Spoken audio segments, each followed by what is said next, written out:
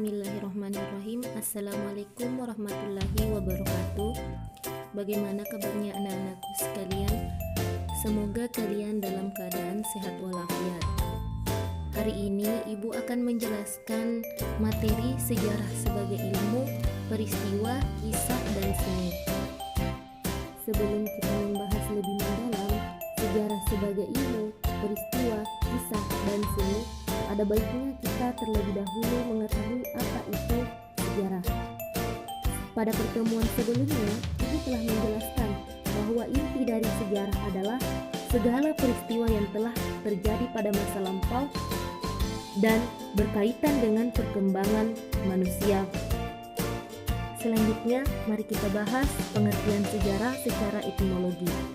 Jadi, sejarah secara etimologi berasal dari bahasa Arab, yaitu sajaratun, yang artinya pohon.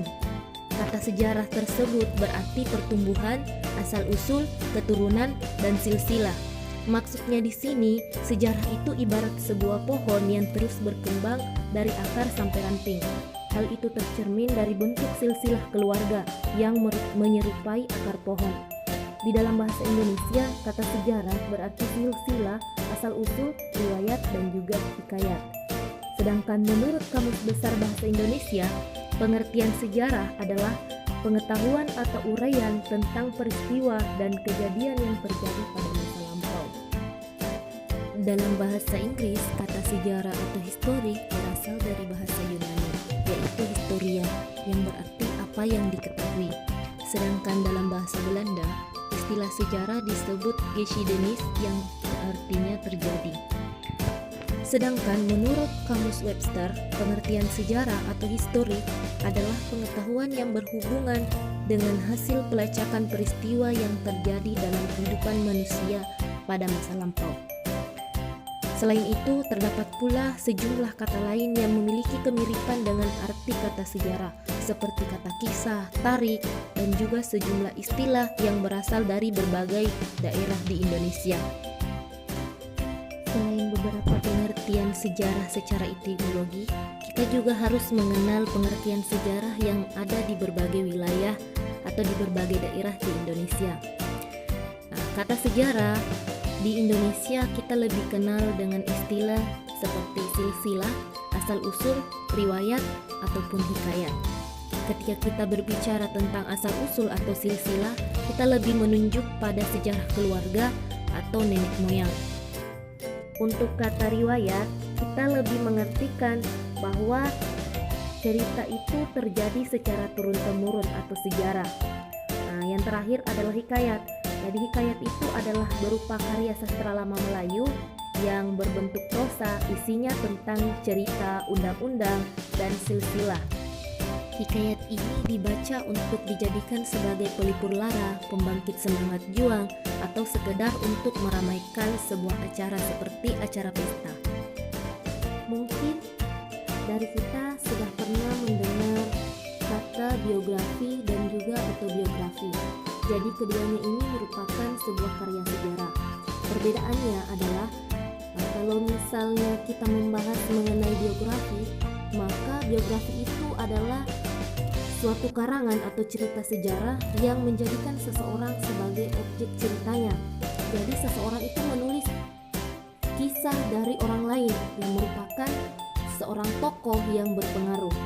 Sedangkan kalau kita membahas mengenai autobiografi, jadi autobiografi itu adalah sebuah karangan atau cerita sejarah yang ditulis oleh pelaku sejarah tersebut.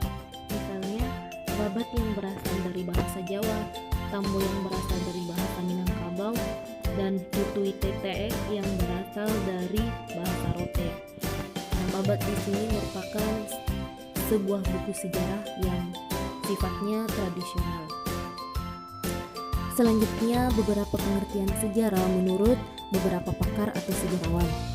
Jadi untuk memahami pengertian sejarah, beberapa pakar telah mengungkapkan pendapatnya mengenai pengertian sejarah.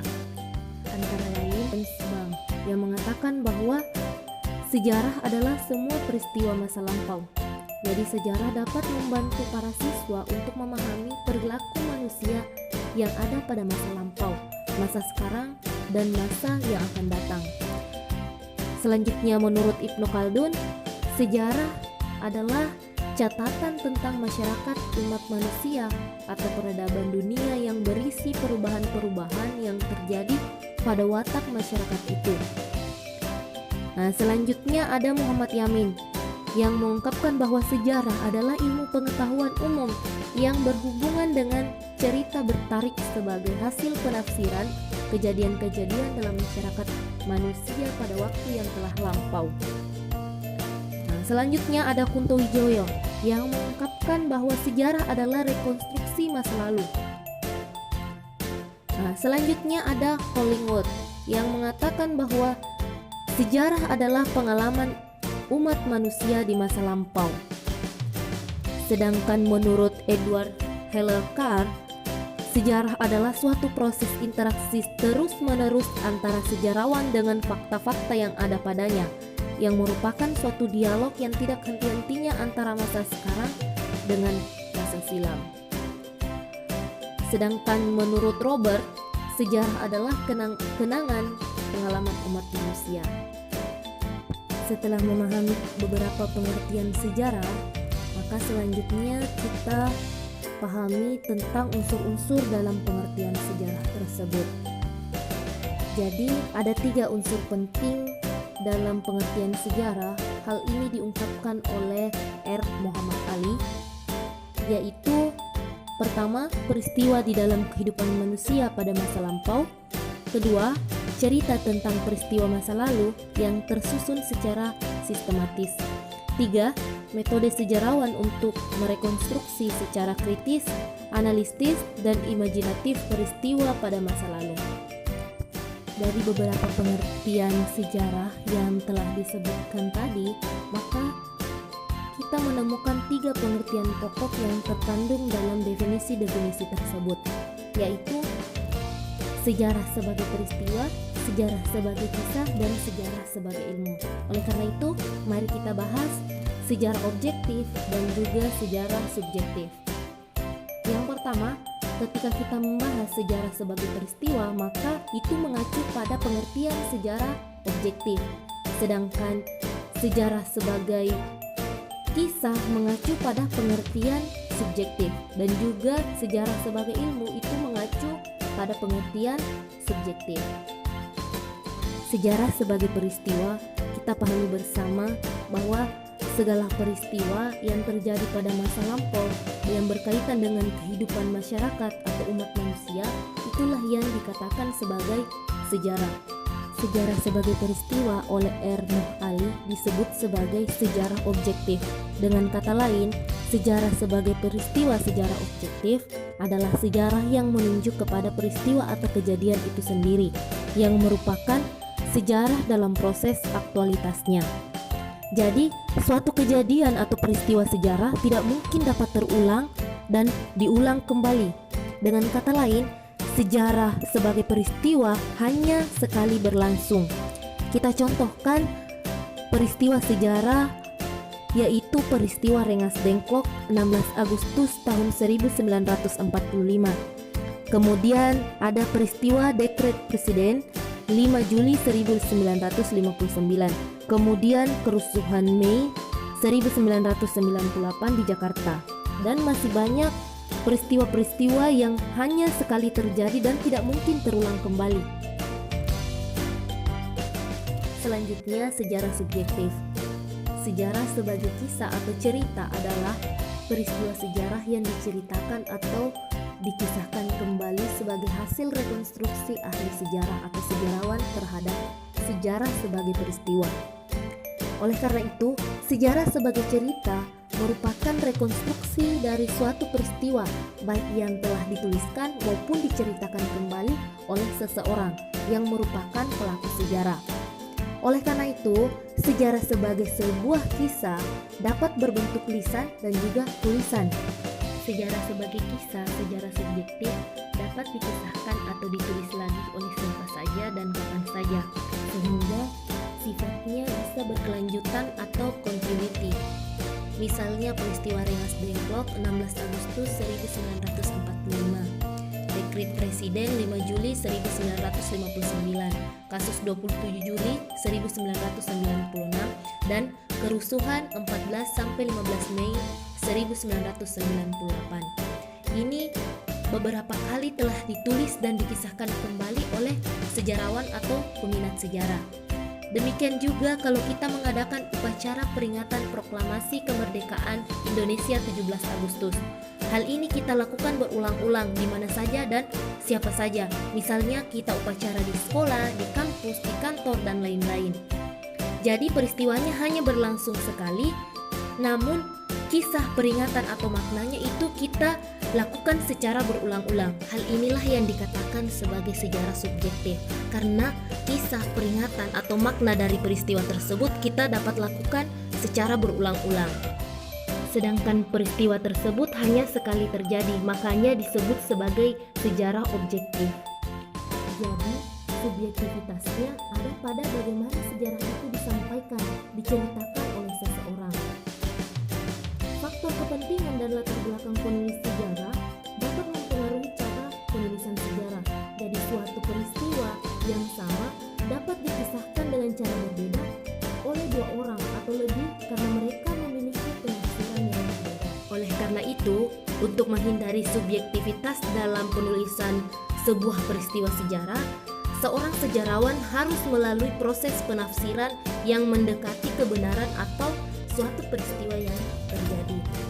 Dalam merekonstruksi kisah sejarah, kita memerlukan sebuah metode dan juga pendekatan tertentu untuk menafsirkan peristiwa tersebut.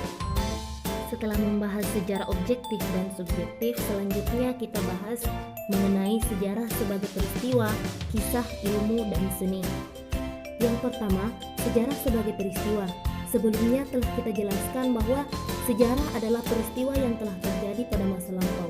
Oleh karena itu, sejarah adalah tindakan-tindakan atau aktivitas yang dilakukan manusia pada masa lampau. Adapun ciri-ciri penting sebuah peristiwa itu adalah sebagai berikut. Yang pertama, peristiwa itu hanya bersifat sekali terjadi.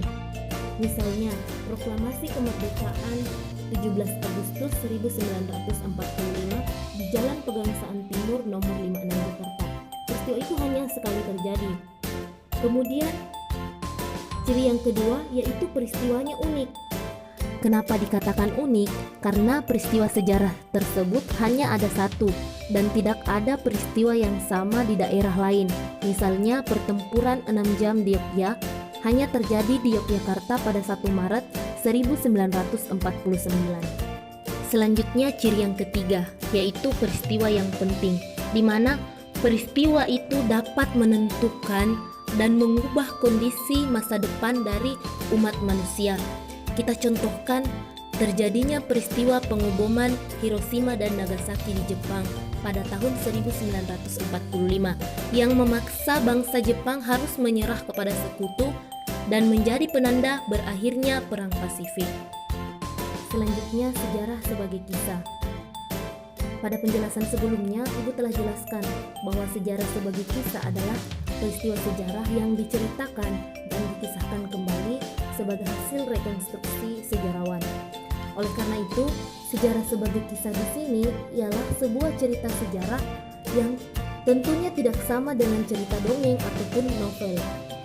Cerita sejarah disusun berdasarkan fakta-fakta sejarah dan melalui metode-metode sejarah.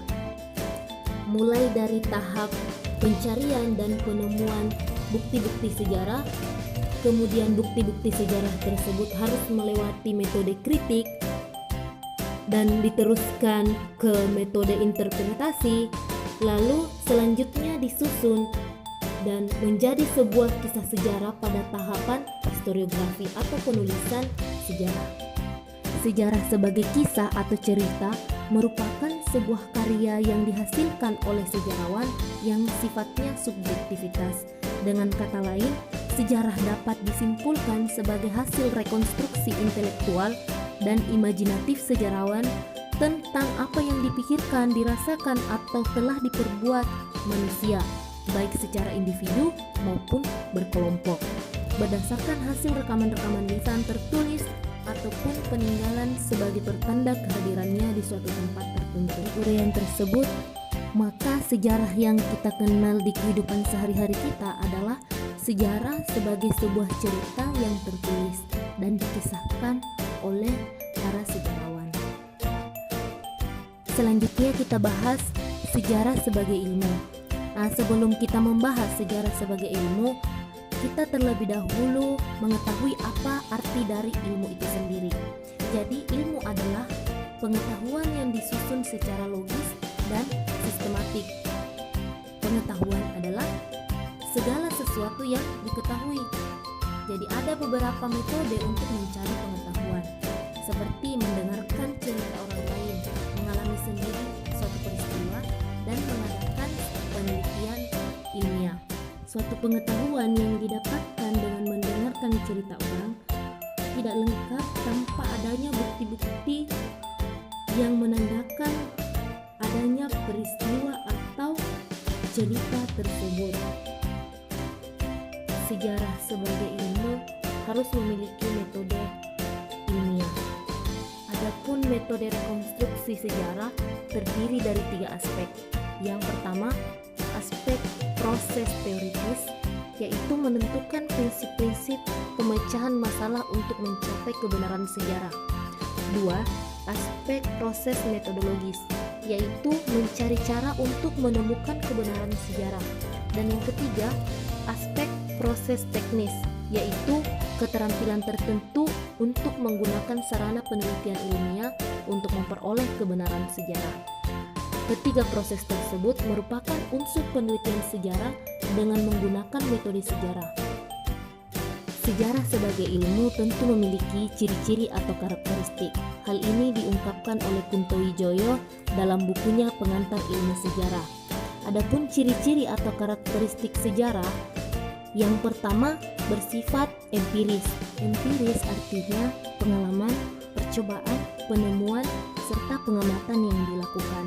Bersifat empiris, hal ini dikarenakan sejarah melakukan kajian pada peristiwa yang benar-benar terjadi pada masa lampau.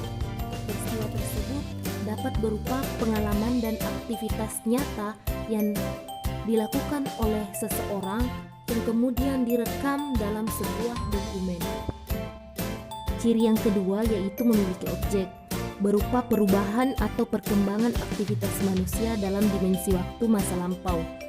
Waktu di sini merupakan unsur yang sangat penting dalam sejarah. Waktu masa lampau dijadikan sebagai asal mula latar belakang terjadinya pembahasan dalam kajian sejarah. Unsur yang ketiga memiliki teori. Teori merupakan pendapat yang dikemukakan sebagai keterangan mengenai peristiwa tersebut. Selanjutnya memiliki metode. Metode di sini adalah cara yang dilakukan untuk mencapai suatu maksud. Setiap ilmu tentu memiliki tujuan. Oleh karena itu, dalam ilmu sejarah, tujuannya adalah menjelaskan perkembangan atau perubahan kehidupan masyarakat. Metode dalam ilmu sejarah diperlukan untuk menjelaskan perkembangan dan perubahan secara benar. Dalam ilmu sejarah, kita kenal metode sejarah untuk mencari kebenaran sejarah. Adapun langkah-langkah metode sejarah, yang pertama adalah heuristik. Heuristik merupakan proses pencarian jejak-jejak masa lampau. Kemudian yang kedua adalah kritik sumber. Setelah dicari dan ditemukan, maka selanjutnya adalah sumber tersebut kita teliti secara kritis. Kemudian interpretasi atau menafsirkan jejak-jejak sejarah tersebut. Setelah itu, proses yang keempat adalah historiografi atau menulis hasil rekonstruksi masa lampau secara ilmiah. Ciri yang terakhir adalah mempunyai generalisasi. Generalisasi yang dimaksud di sini adalah kesimpulan. Jadi generalisasi merupakan sebuah kesimpulan umum dari pengamatan dan pemahaman seorang sejarawan atau seorang penulis sejarah. Pembahasan terakhir kita yaitu sejarah sebagai seni. Menurut Mohtar Lubis, seni adalah produk daya inspirasi dan daya cipta manusia yang bebas dari cengkraman dan belenggu berbagai ikatan. Berdasarkan pendapat tersebut, maka timbul pertanyaan di benak kita. Mengapa sejarah selain sebagai ilmu juga sebagai seni? Mari kita simak bersama penjelasannya. Sejarawan memerlukan intuisi, yaitu di mana dalam memilih topik, sejarawan tidak hanya mengandalkan ilmu yang dimilikinya, tetapi memerlukan ilmu lain untuk menentukan sumber apa yang harus ia cari dan cara menafsirkan apa yang telah diperoleh dalam penelitiannya. Akan tetapi, sejarawan juga memerlukan intuisi, yaitu pemahaman langsung yang kreatif selama pada masa penelitian berlangsung. Seringkali sejarawan ini dalam menuliskan kisah sejarah bukan menggunakan pendekatan ilmu, tetapi kreativitas sang sejarawan dalam berkisah. Selanjutnya, dalam menulis sebuah peristiwa sejarah, seorang sejarawan memerlukan imajinasi. Hal ini diperlukan untuk membayangkan segala hal yang menjadi latar belakang peristiwa sejarah tersebut, seperti apa sebenarnya yang terjadi pada peristiwa tersebut, apa yang terjadi setelah peristiwa tersebut. Kita contohkan, seorang sejarawan yang akan menulis sejarah proklamasi kemerdekaan, maka tentu saja ia harus membayangkan kondisi masyarakat Indonesia pada saat menjelang proklamasi kemerdekaan, kemudian kondisi politik setelah kekalahan Jepang di Indonesia, kemudian situasi sosial, ekonomi, dan politik menjelang proklamasi kemerdekaan Indonesia. Selanjutnya, bagaimana kondisi masyarakat setelah proklamasi kemerdekaan Indonesia. Oleh karena itu, seorang sejarawan memerlukan imajinasi yang kuat untuk membayangkan apa yang terjadi pada masa silam. Selanjutnya, dalam menulis sebuah kisah sejarah maka memerlukan pendekatan sastra. Hal ini agar karya sejarah yang dihasilkan oleh sejarawan dapat menarik minat baca masyarakat. Dari penjelasan Ibu tadi mengenai sejarah sebagai seni, apakah anak-anakku sekalian sudah paham mengapa sejarah dikatakan sebagai seni? Jadi kesimpulannya adalah sejarah sebagai seni di sini lebih mengarah kepada teknik penulisan agar karya sejarah tersebut dapat menarik untuk dibaca. Dengan menggunakan pendekatan seni, tentu kita akan terbawa oleh cerita tersebut. Sejarawan tentunya akan menggunakan gaya bahasa yang menarik untuk mengisahkan peristiwa yang telah terjadi pada masa lampau. Cukup sekian materi yang sempat Ibu sampaikan pada pertemuan kali ini. Semoga kalian bisa menyimak dengan baik dan tentunya bisa memahami apa yang Ibu berikan pada pertemuan hari ini. Pesan Ibu, semoga kalian tetap semangat belajar dari rumah dan juga belajar dari pengalaman-pengalaman yang telah kalian lewati sebelumnya. Wassalamualaikum warahmatullahi wabarakatuh.